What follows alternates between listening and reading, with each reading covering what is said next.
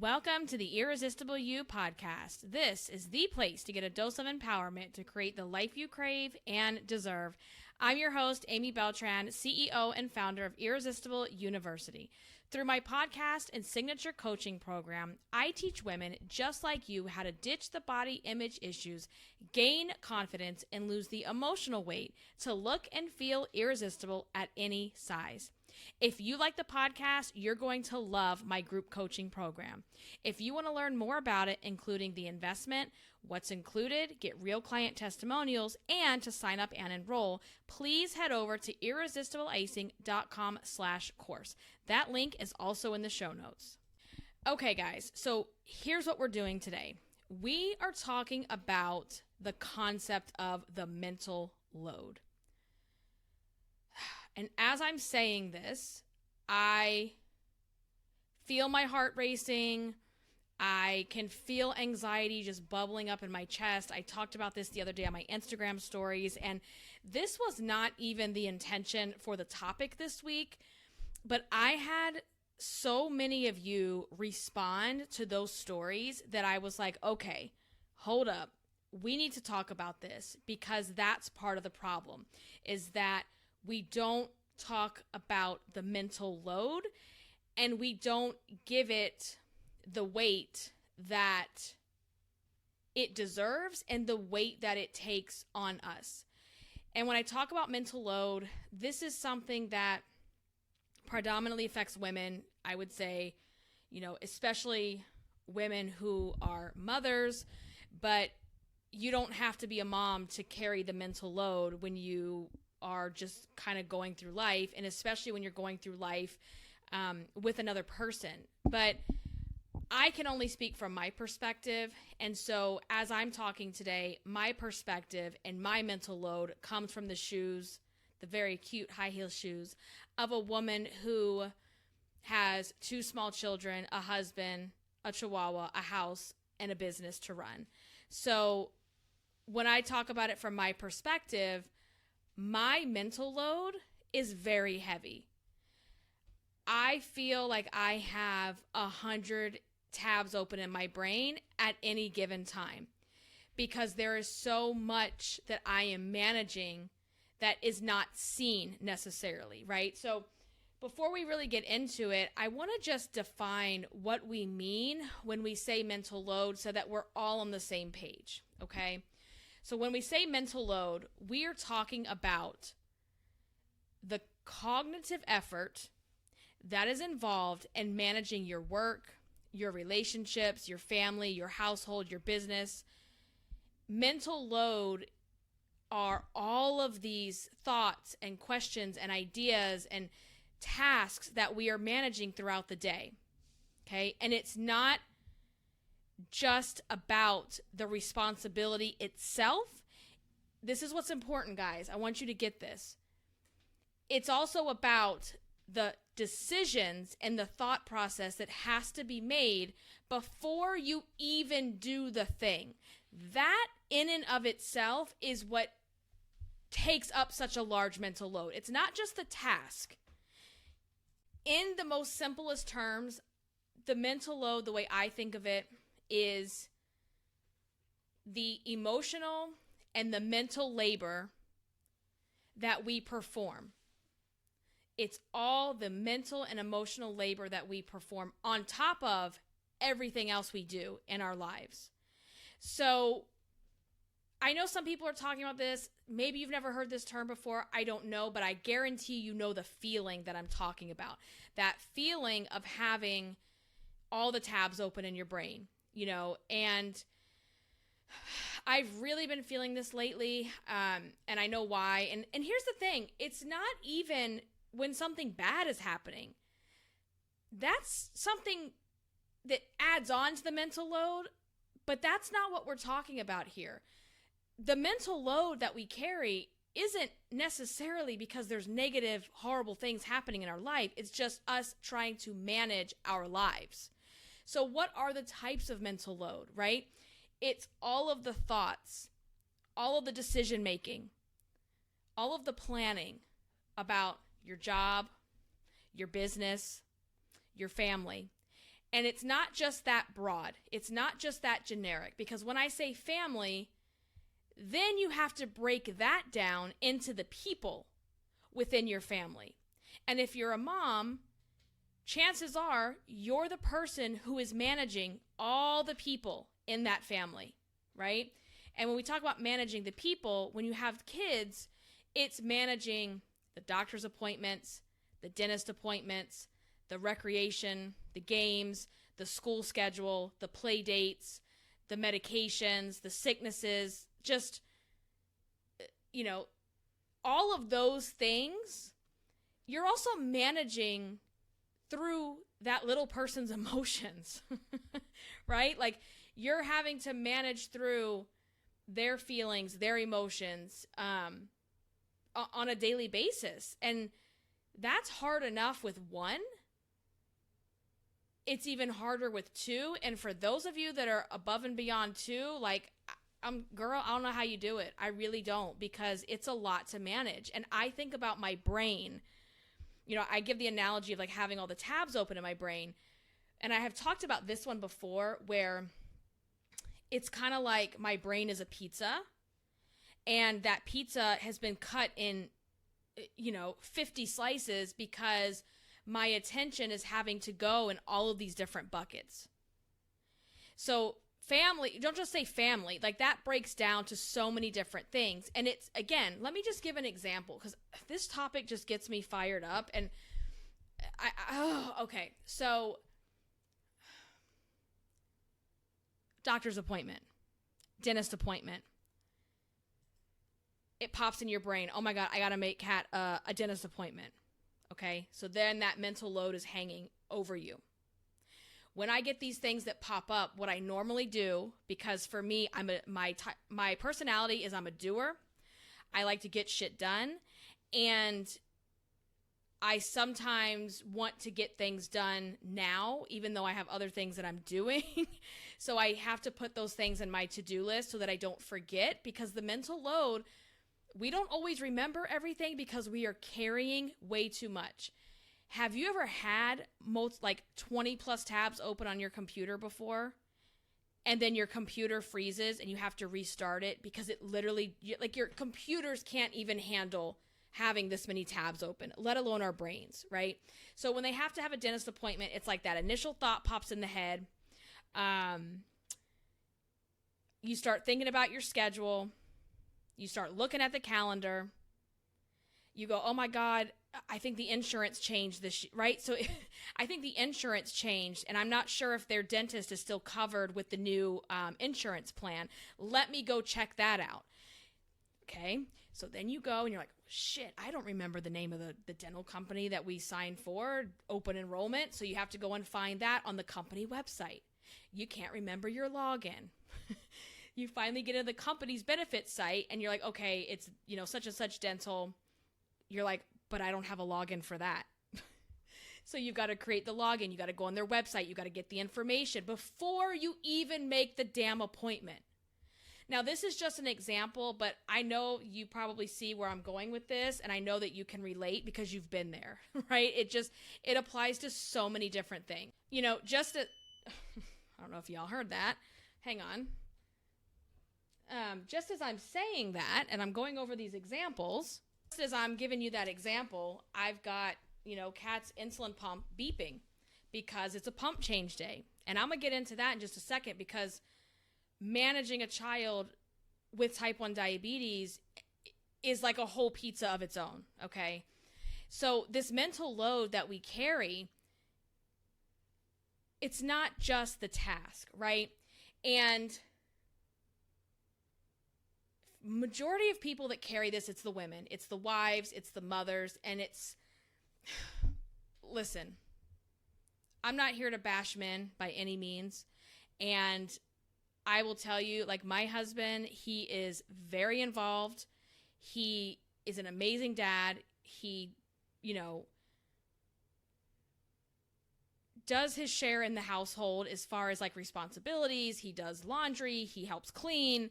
I even have to change my way of thinking. He doesn't help do any of that. He does it because it's part of his job and it's part of my job. I'm going to get into that as well, because we have to stop saying that our husbands are helping us. No, they're not helping you. Did they say that we help them do X, Y, and Z? No, they don't. We're not helping. We're doing our job. And we have to be really careful about how we talk about these things. So, Frank is very involved. He, takes care of the children while I'm working, and then we have split schedules. So, while he's at work, I have the kids, and vice versa, because we are not on the same work schedule. And even still, love him. He's awesome. He's amazing, but he doesn't carry the same mental load. His brain does not have 100 tabs open worrying and wondering about, tumbling class, and did I sign the papers in time for the field trip? What time is the thing on Friday? Did I order the cakes for their birthday? Did I make the appointments? Like, he's not carrying that mental load in his brain. And I'm not here to solve that problem today, and I'm not here to really give you the answer, because I don't have it. I don't have the answer of, will that change with humanity? I don't know. I just think that women, number one, we are better at carrying the mental load, so we just get stuck doing it. And then we think we can't ask for help. We think that no one else can do it as good as us, so we don't delegate it out. And here's the thing with delegating it out, okay? Is my husband capable of making appointments? Yes. Is he capable of, getting such and such things at the store? Yes. Here's the thing about it, though, and this goes back to what I was talking about at the beginning. It's not about, hey, babe, I'll run to the store and get that for you. Great, that's amazing. But before we got to that step, I had to carry the mental load of going, oh, shit, we're out of dog food. Oh, shit, I forgot to order the dog food this month on the Amazon order. Now I got to go to the store and get it. And then, that's great that you're offering to help, but then what's the next question? Can you send me a picture of his food? It's like, dude, he's been eating the same shit for how many years? You go in the pantry in the mornings and you get the bag out, and you're the one who feeds him, usually in the mornings. You see the bag just as much as I see the bag. So again, it's like, okay, now I got to take time out. You're doing this to save me time, but I haven't been able to drop the mental burden of it. Because this is what happens for us. Oh, can you send me the picture? And I'm like, sure. So now I'm on the phone taking a fucking screenshot of an ad or a picture of the food, if I'm not downstairs by the pantry, sending it to him via text. What's the next text message?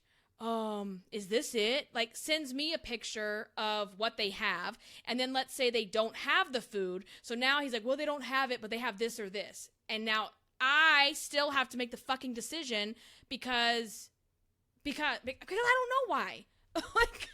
This is the epitome of what I'm talking about. The mental load of it, right? Or then I get the infamous FaceTime call.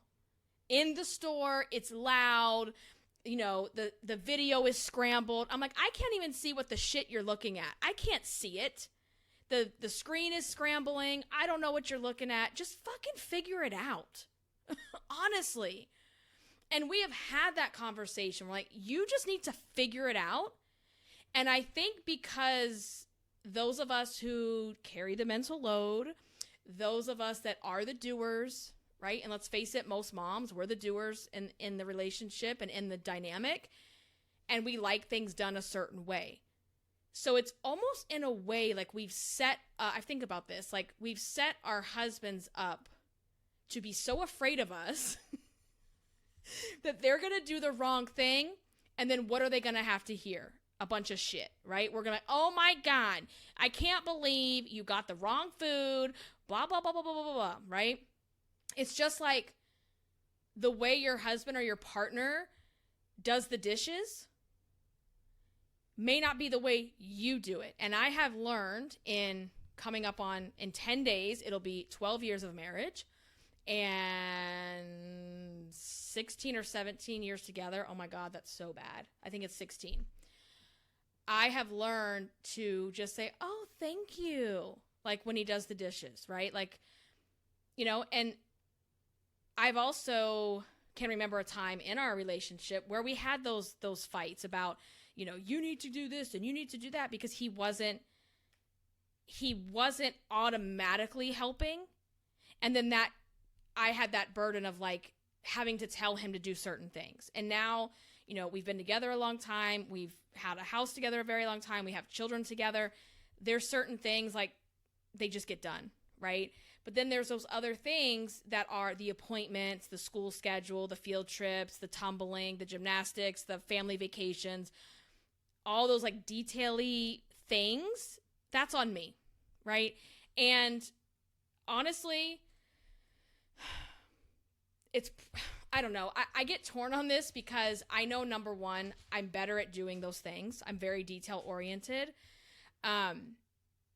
Because and again, it's because we do carry the mental load. So it's like this catch-22 of like, I don't know.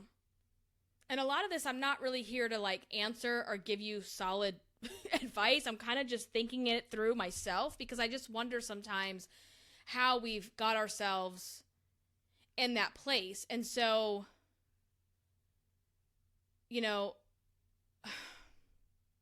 I don't know. It's just a lot, right? And when you think about the mental load,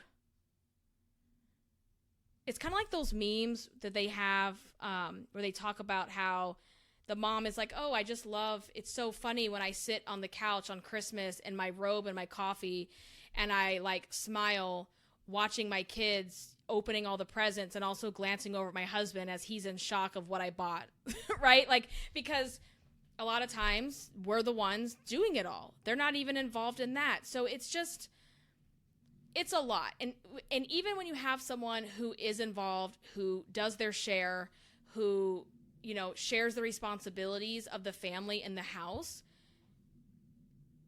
it doesn't erase the mental load that comes with it. And it doesn't mean your partner, your spouse is bad. It doesn't mean that at all. Because, and it also doesn't mean that they don't carry a mental load of their own. And I think sometimes for men too, it runs even deeper maybe. Like they have such a sense of responsibility of like making sure everybody's okay. And, I don't know. It's an interesting conversation, an interesting topic. And I just know that I've got 100 tabs open. I've been feeling some type of way this week where, girl, like just that constant anxious feeling. And again, there's nothing bad going on in my life right now. Like, could I use some more help and some support and some cloning? Yeah, like totally. That would probably make my life chef's kiss, right? Like that's what I need. That's something I'm working on. That's something I'm seriously buttoning down and making happen. But it's not going to be any time in the immediate future. Like as in like the next couple days or weeks, right? It takes time to find that. And also it's October. October is my favorite month, but it's also a very, very busy month in our family. So my husband's birthday is October 10th. So that has passed. We've moved past that one. My daughter is the 21st, which is tomorrow. As I'm recording this episode, it is literally tomorrow, the 21st. My son is the 26th. Our wedding anniversary is the 30th. Halloween is the 31st. And then on top of that, I love October. I love Halloween. It's why I got married on October 30th, Halloween Eve. How I ended up having children that are 5 days apart, 5 and 10, exactly 5 days before Halloween and exactly 10 days before Halloween. The world will never know. It's just meant to be, I guess. But I also want to like live and enjoy every moment of like Halloween shit. I just want to like roll around in pumpkins and just do all the things. And so while I love that and it feels fun, it also sometimes feels like, you know, how am I going to get it all done? Because I don't want it to go away. I don't want this month to end, because then November comes and it's always gloomy and dreary. And then it's the holidays. And I'm not ready for the holidays. I just want to live in October for a very long time. And it just gets me kind of spinning. So then also right now I'm, planning their birthday party, and they're going to have the same party the same day. They're turning 2 and 6. Javi doesn't know any better, right? Like he just, and as long as I can have their parties on the same day, I'm going to ride that as long as possible until they truly just, have their own thing, have their own friends, and truly want to have something separate. Fine. But for now, for my own sanity, we're going to just do one party. And I think that's the other thing. As I'm talking this out, right? I think that's the other thing, is it's the birthday thing, right? And I'm sorry if I'm all over the place. I'm just not as structured as I usually am, because it's just getting all this out. But their birthdays are very, very bittersweet to me. And I think that is the hardest, the saddest, and the happiest, most beautiful, grateful thing about having children is it's bittersweet, right? Because it's the saddest and the happiest thing all in one, because you're so happy to see them growing, learning new things. Like, I'm going to get all emotional, y'all. Oh my God, I didn't want to do this. But every time I talk about them, Kat is reading to us now, and Javi is, trying to speak little sentences, and it's amazing, and it's beautiful to see that. But then you go, holy shit, 6.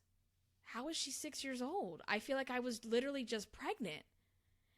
And you just feel that sand. I think about the sand in the finger and the hand, and just the sand is just slipping through your fingers. And last night I dropped off, donated a bunch of baby toys and clothes that don't fit them any longer. And it's just this it's this like, and I'm saying like a lot, and oh God. How do I say this? Dropping off those boxes of baby toys and baby clothes and, 4Ts and 5Ts and all that stuff, it just symbolizes that is gone. That time period in our life is gone, and it's gone forever. Right? Like, and I think about that, and I know I can get really deep about stuff and in my feelings, but it's just who I am, and I will never apologize for being a very emotional person. I think about today is Thursday. It's the last Thursday my firstborn will ever be 5. And that time is gone, and it doesn't come back. And that causes anxiety. So I think, yes, the mental load of the birthdays, of, the planning of that, plus all the other mental load stuff.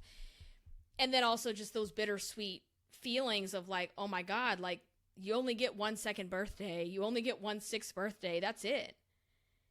And when you're in motherhood, especially these first 6 years, especially more like the first 3 or so are, oh, fuck it, they're all hard. Who am I kidding? Like, they're hard in different ways, right? In the beginning, it's hard because the baby is up every 2 hours and you're sleep deprived and you're still sore from, birth, and you're just literally a hot mess from sweating and the hormones and all those things. And that's hard, right? Then they become mobile, and you're so grateful they can walk, they're hitting milestones, but Jesus, can you just slow down? Like, you're driving me nuts, right? That's hard when you have a 2-year-old who's running around and throwing stuff and screaming and finding their voice. And it's hard. 6 is hard when they think they know everything, right? Teenagers are hard. Adult children are hard when you have to watch them go through those same things. So it's different hard, right? I would much rather deal with the hard right now than the hard of the newborn stage. I don't miss that. Do I get nostalgic when I see our newborn pictures? Yes, I do. And I'm like, oh my God, my baby. But I don't ever want to go back to that. No, I don't. So the mental load, we have to recognize it because it is a real thing.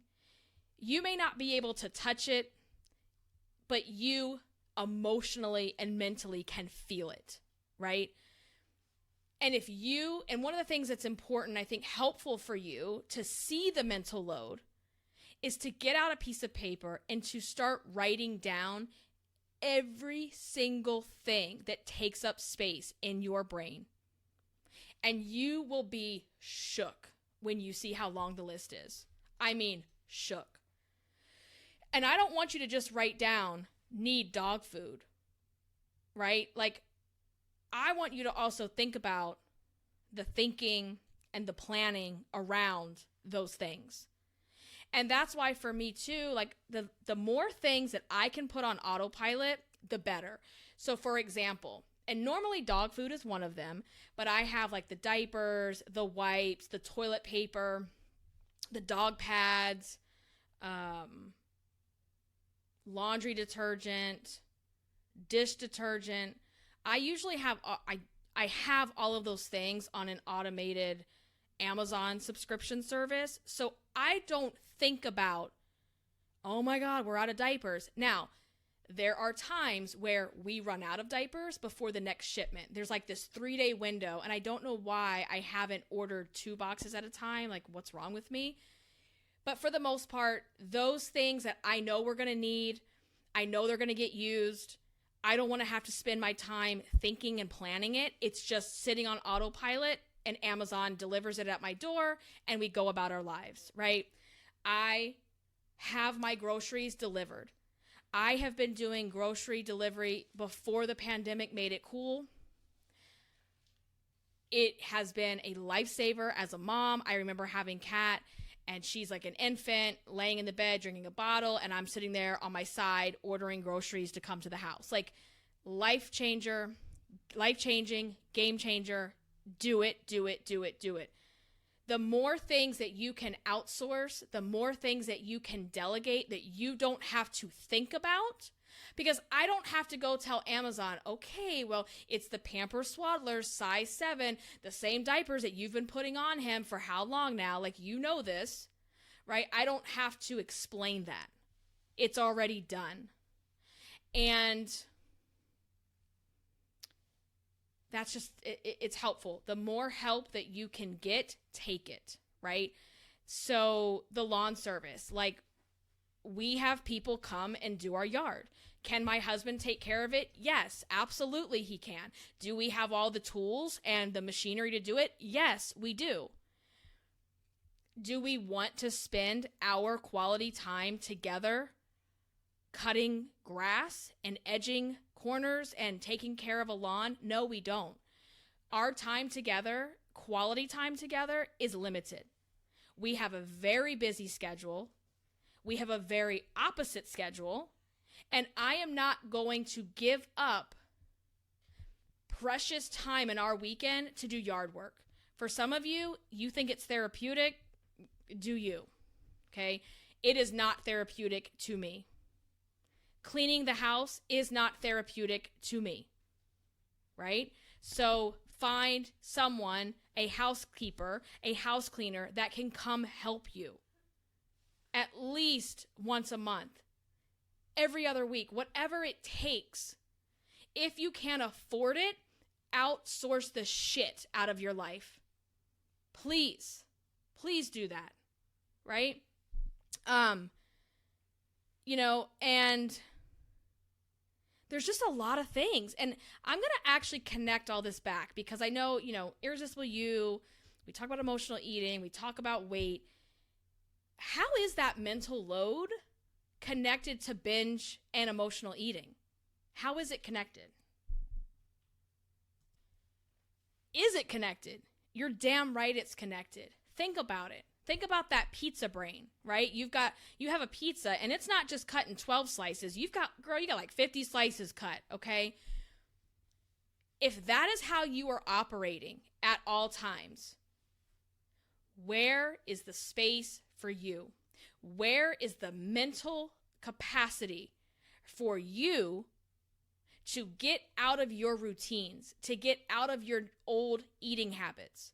Because when you have been dieting and binging and doing the yo-yo diet, body hate, shame cycle for your whole entire life, it's gonna take space and energy to make some changes. Because what do? Our brains want to be familiar. They want to be comfortable. And that is what you are currently comfortable with. So to break that cycle, you have to do things differently.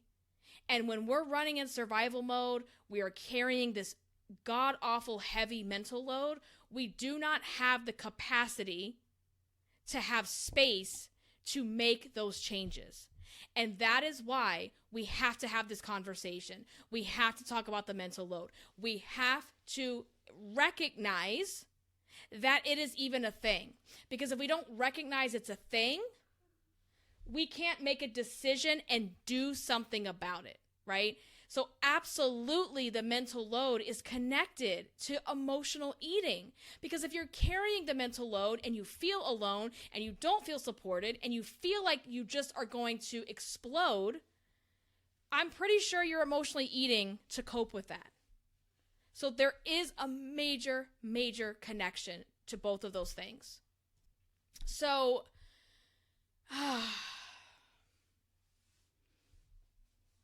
and hearing a podcast like this and hearing someone else talk about or articulate what may be going on in your brain allows you to feel seen.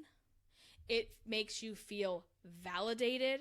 And when we feel seen and we feel heard, I know personally, I feel that weight come off my shoulders.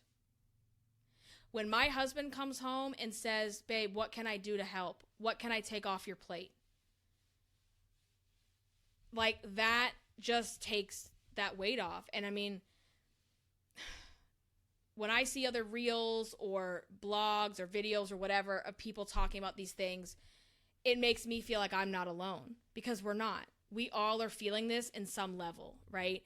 And it's just a lot. Like, I was laughing because the other day I'm like, okay, the other job title that I have is like momager / kindergarten PR manager, because I'm getting text messages from school about how so-and-so is upset because they didn't get an invitation to Catalina's birthday party.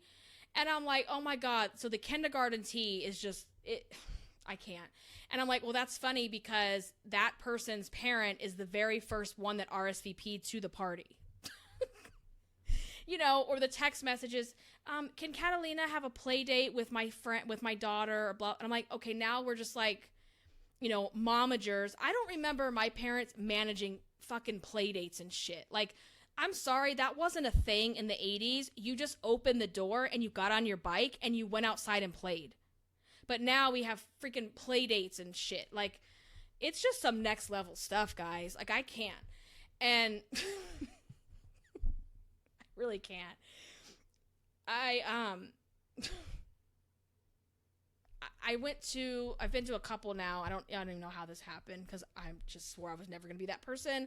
Anyway, some PTA meetings, and the first one I sat in on, and I had to, like, both of them, I just went as a parent, right?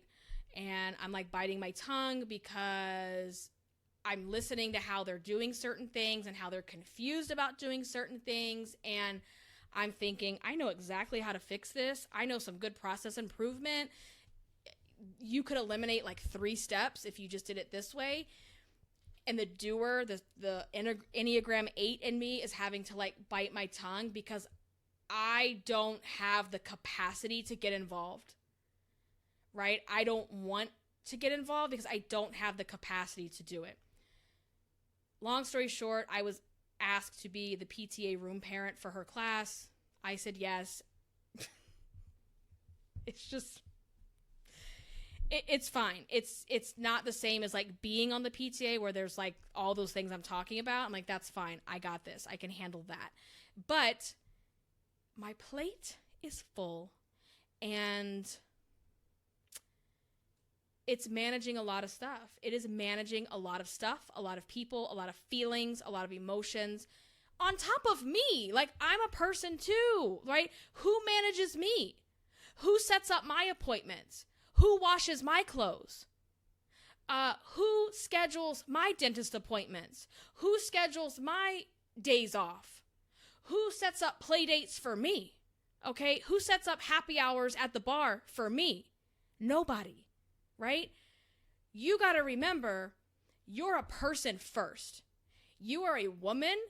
You are a person. And if you're not okay, nobody else is going to be okay, because that shit will flow right over to your kids. Trust and believe.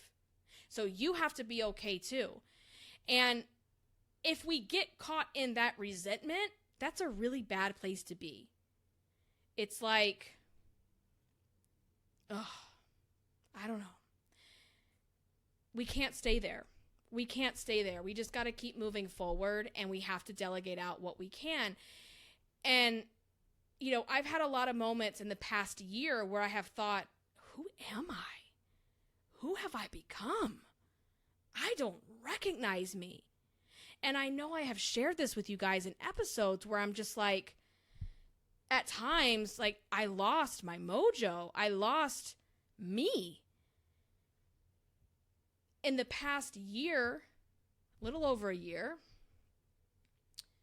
you know, obviously was the most life-changing year of my life. You know, finding out our 4-year-old at the time has type 1, that'll rock your world, because there's so many things that you have to learn. Talk about a mental load. You have to learn so many things. There's not one day to catch up and learn it. You're in the hospital, admitted in the hospital, and you've got to learn it now, while also managing the 500 feelings that you're currently going through, because you're still processing the information. You're still trying to process how the hell you got there and how this is going to go forward. Now, things have just become manageable. Things have gotten, I hate to say this because it's not, it comes with a caveat. Things have gotten easier, but the mental load of that will never go away. And when I tell you, this is not me being dramatic, when I tell you it is a 24/7 job, I mean it. I mean it. Because things can happen in the middle of the night if you don't have the alarms on and you don't have everything set up. There could be major consequences to that. And that mental load of that on top of everything else, of course I didn't recognize myself.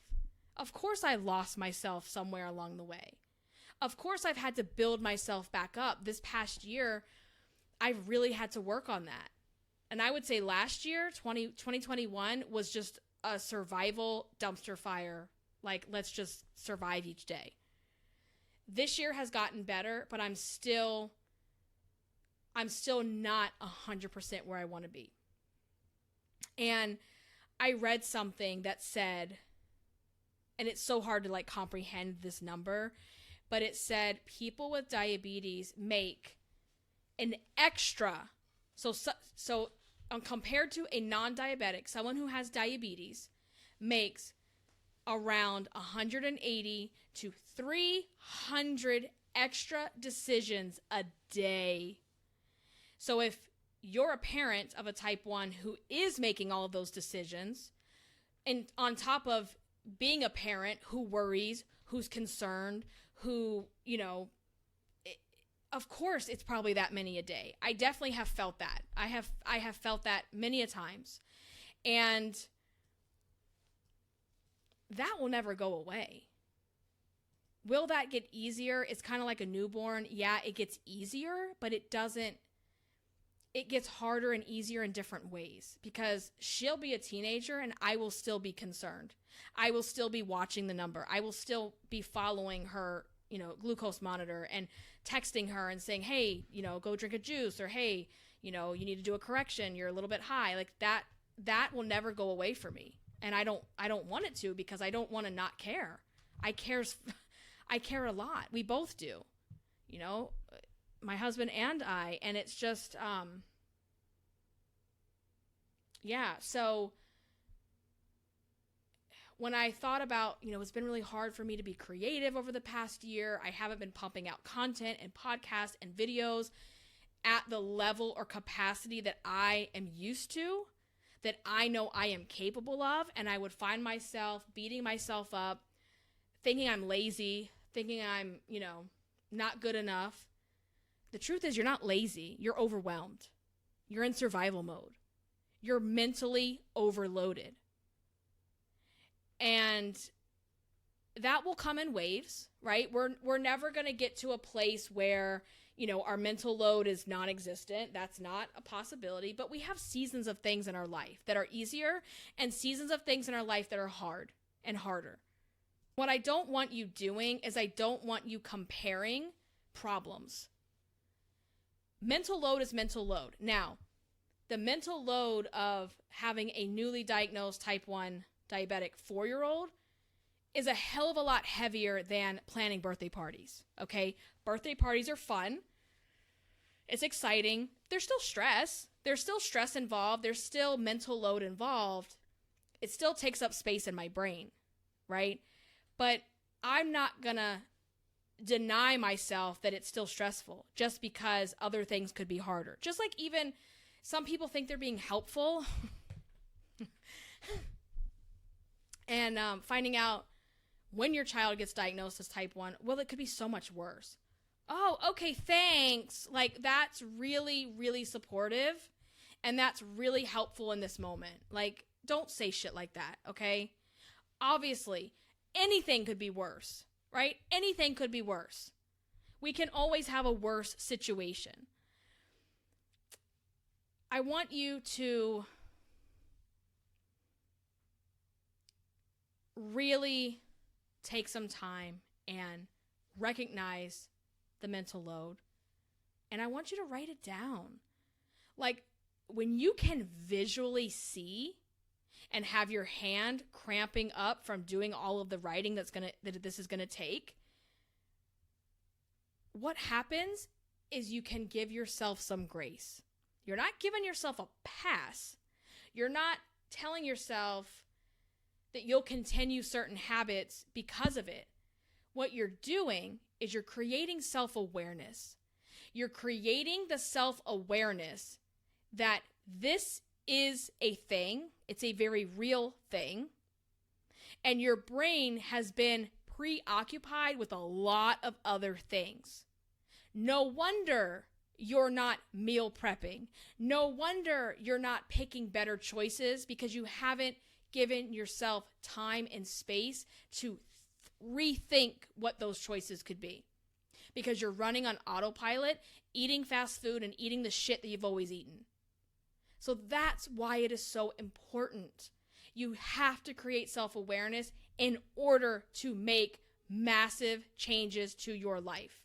You cannot change your life until you are self-aware enough that you need to change your life, right? Like, we all know when we want to lose weight, I'm fat, I'm uncomfortable, I hate this, I don't want to look like this, blah, blah, blah, right? But that's not enough. It's not enough. You have to see how you got here. You have to see what you've been competing with. And that will be a game changer for you. And when you start to create self-awareness, You create grace for yourself, okay? Compassion, understanding. And that is not the same as acceptance. I am very clear, especially in the program, about acceptance versus acknowledgement. I can acknowledge, I'm hitting the drive-thru twice a day, I'm overeating, I'm digging in the chocolate. I don't have to accept that this is just who I am.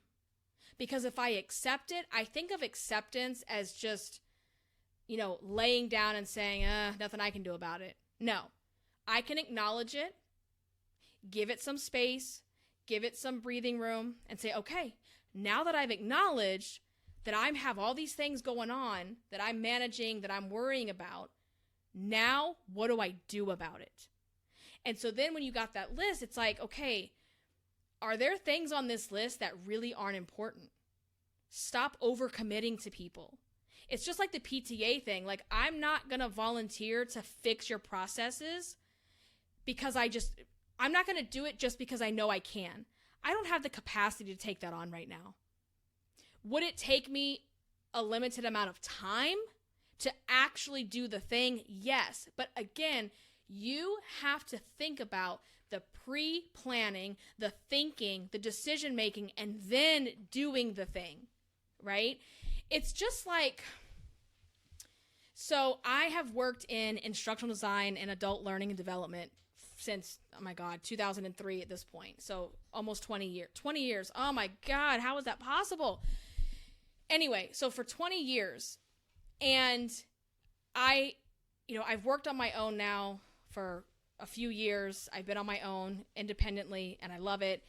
And this question still comes up even when you do projects for clients, obviously, because, they've got a bottom line. They have a budget. And it definitely comes up when you're in corporate as well. And I always hated the question, well, how long does that take? Right? It's like when you're creating a course and you're creating the outline or the lesson plan or the design document, however you would call it, people call it different things. There's the process of going boom, boom, boom, boom, boom, and writing it down and creating the document and going, okay, I'm going to do this type of activity. I'm going to have this type of test. I'm going to have this type of, text. I'm going to have this type of image. And you're outlining what those things are going to be. But you didn't get to that point when you sat down at the computer and said, I have to write a lesson plan.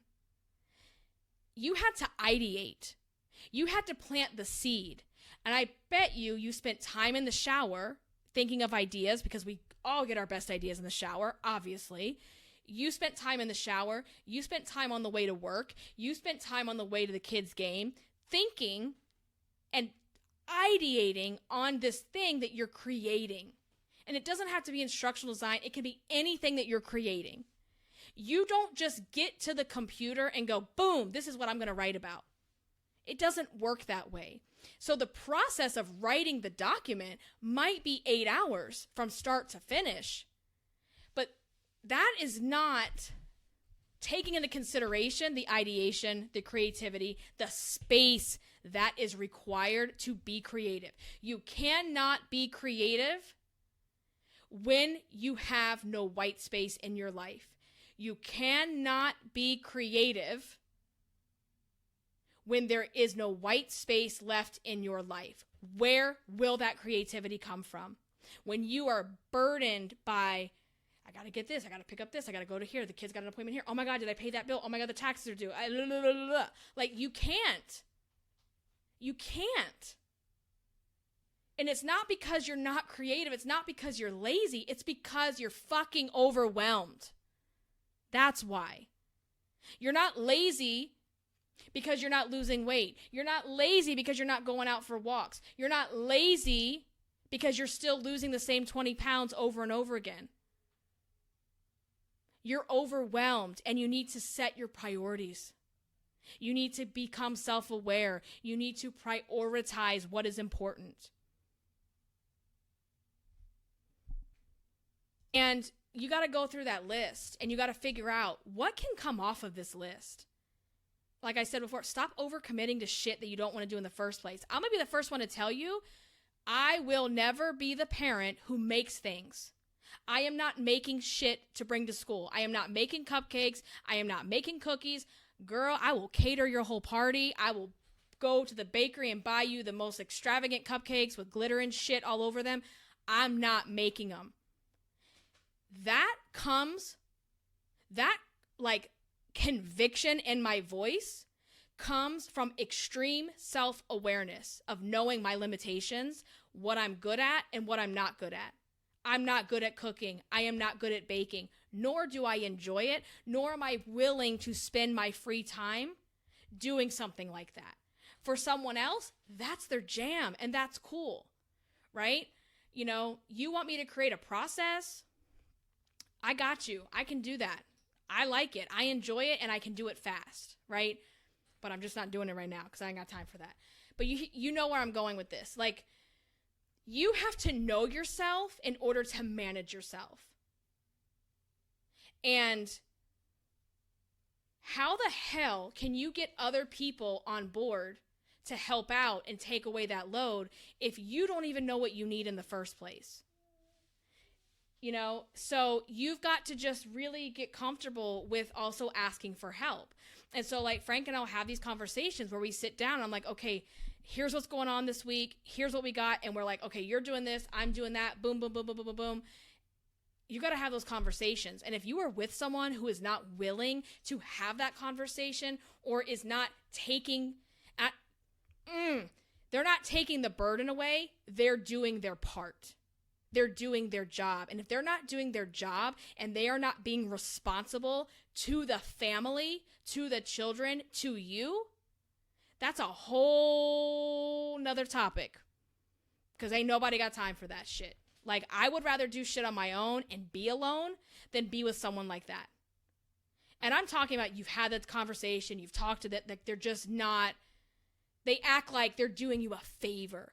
Your spouse, your husband, your wife, they are not doing you a favor by taking care of the kids. That is their job. When they laid down and had those kids or adopted those kids, however those kids came to be, they took on that responsibility, period, just like you did. And I remember when Kat was like a newborn and I had asked Frank, I was like, hey, can you help me watch her for something, blah, blah, blah. He stopped me in my tracks and he's like, I am not helping you. I am not babysitting. She is my daughter.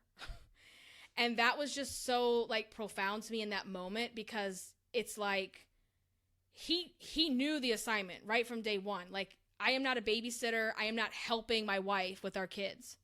I take care of my kids because they're my kids. You know, back in the 1950s and before, when women were not, you know, working outside of the home and being breadwinners and having careers and having businesses, then it made sense, right? But we have become business owners. We have become career focused. We have become breadwinners. We have become all of these things while also continuing the mental load of the children, of the house, of the life, of the pets, of all of it. And you've got to figure out, I feel like it'll never be 50-50 in terms of mental load. And I'm okay with that as long as, okay, I am okay with that because you know what? There are things, as long as I'm pulling my weight where I'm strong and he's pulling his weight in the areas where he is strong, and sometimes we cross over a little bit, that's fine with me. I am never cutting the grass, okay? We have someone come and do our grass now, but before, Frank just takes care of it. He just does the trash. Like, he takes care of the light bulbs outside the house. He takes care of the car stuff. So he carries that mental load. I don't have to think about it. But I don't think men keep as many tabs open as we do, hands down. And so I don't ever think it will be 50-50 because I think we are naturally the multitaskers. Our brains were created that way. I think we are naturally, you know, the nurturers, the party planners, that just all of those things. So you have to get to where you're comfortable. What makes you feel comfortable about it all, right? And yeah, like that's it. That's it. I don't know what else to say. Like, I don't know what to say. Go close some of those tabs. Go close them down and go take a walk. Go clear your head. Go get outside. Go do something. Go do something that doesn't require you to think about it. And do not underestimate the power of a to-do list. I love me a to-do list because when you put it on the list, you can take that out of your brain and create space. So don't try to keep all of the tasks up in your brain. That just doesn't work. And then you forget things and stuff becomes late and blah, blah, blah, blah, blah. Anyway, this was a really long episode, guys. I know I was a little bit scattered. I was a little bit all over the place, but let's keep this conversation about the mental load and, start having these conversations with your partners because you should not have to carry it 100% on your own. And just to touch on that real quick, and then we're going to wrap up, if I can help someone articulate this, I think what is frustrating the most is what has to get done. Such and such dentist appointments coming up or, kid's birthday party or whatever it is. And the other person doesn't automatically think that way. And it's having to remind them or having to ask them that's really frustrating. That's what you need to share. Don't just share a honey-do list. You need to share that of saying, listen, I would really appreciate if you can take this on, meaning I don't have to tell you about it. It just gets done. That's what we need to be able to do. And I will tell you from experience, that is a game changer and it works. So, all right, that's all I got. And yeah, I hope you liked the episode. If this one or any episode in the Irresistible You podcast has been helpful, please head over to Apple Podcasts and leave a rating and review. That is the #1 way you can help support the podcast. You can catch up with me on Instagram at Irresistible Icing or inside the free Facebook group. Until next time, guys, stay irresistible. Bye.